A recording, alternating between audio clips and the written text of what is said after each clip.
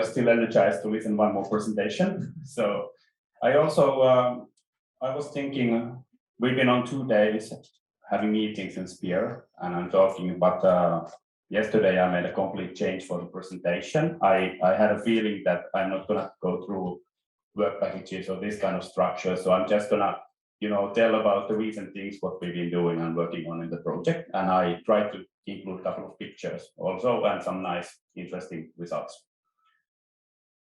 So in a brief way, this is about digital twin environment. It's in a way we have kind of core services there, and instead of one core service, there is a couple of them. So there is a discussion between the core services, and then we also have usable services for users in a way that you have a certain problem you want to solve it. So of course you need services in that case also, and they are for different purposes. So in case you need something related to energy or something else, and then we kind of try to somehow integrate these processes, of course, and what we are doing is in pilots. So there is in some of the pilots there is real-time data coming, and some of the pilots are behind kind of GDPR. So then the real-time data is not coming actually, but it comes as a monthly packages, and then certain data is kind of anonymized. So this is in a way kind of a big story behind, and this kind of summarizes also what I was telling. So we have pilots on the left side, and then in the middle there are these core services, and on the right side we have 16 different services from different partners in the project. And I didn't have the web page here, but in the lobby you have this leaflets for the Spear project. So in case you want to know more, it's there, and of course we can ask from Miguel or Edward. They are coordinating the project.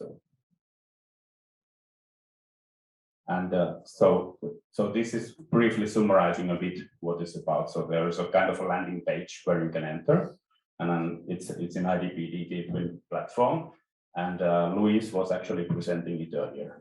And then you kind of have through these core services, you have access to the pilot data. So 2 of these pilots are actually the data from the sensors is coming to IDP Twin, and then 2 of the pilots are coming into VTT's research platform. I'm working in VTT in a team about intelligent buildings intelligent cities and smart buildings. And then in our platform we've been developing it, I think, something like over 20 years, and the technologies have been changing over the years, but now we are using certain standards to get the timestamped data in, but what we are doing is harmonizing it in a way that we can. Battery down. Sì, battery low. Luckily I still have energy. Another. Sorry, battery died in the house. Okay. So I'm working in a team where we are hosting it, and we have something like 360,000 data points, meaning different kind of sensors providing temperature or relative humidity or energy related data or electricity or something like this.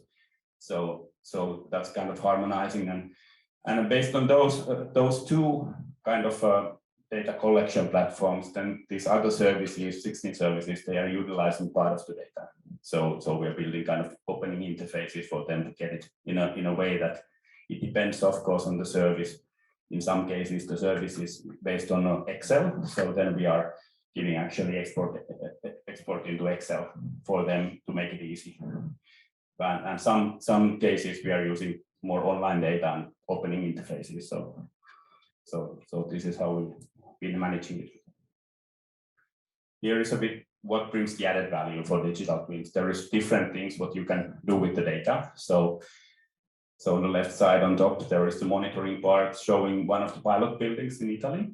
And then there is a BIM model that's from a pilot building in Luxembourg. And you can calculate certain costs for different structures, and then make the defects. If there is some challenge, you can mark it in there, and then some person needs to respond on making a correction, for example. And then there is energy related tools, for example, a tool called Modsco, and then also Ecosim Pro from here, from EAI. And then there is simulation also, and then water related calculations also. And then in indoor conditions, VTT is not only delivering the kind of a platform for the sensor data, we are also providing a tool called human thermal model, which is about adjusting indoor conditions in a space for a person. So different people have different body composition. There is a different amount of muscles, and your fitness can be different. There is many different things, and then based on that, there can be even 6 degrees difference in what is actually the optimal temperature for a person. And you can also, in this sense, if you put the temperature lower, you are able to save energy, of course. And then there is also dashboards available for the different data. There is something about the pilots. This is in Italy pilot. This is a renovation case. It's apartment building with 4 apartments and office. And there is something like, maybe this is just a guess, but something like 150 data points, or it can be also actually closer to 200 at the moment. So the number is rising.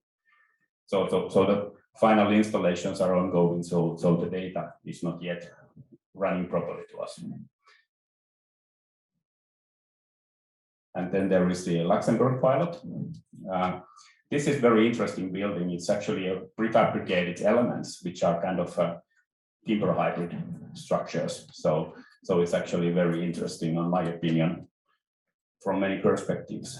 And it's about 6,000 square meters and 7 stories. So I think there was 3 basement floors, and then 4 floors up. And then there is a building automation system. We were just yesterday checking on the list and then estimating that it might be 2,000 data points or 3,000. We didn't have time to calculate those. We were just quickly checking on a document which was having many hundred pages.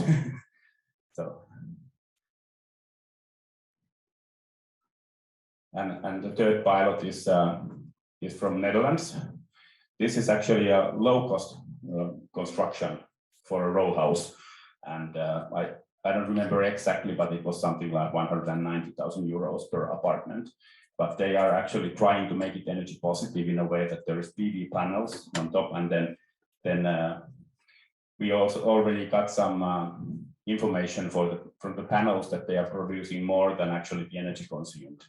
I think earlier presentation was from wind. So you were talking about it earlier. Thanks, Walter.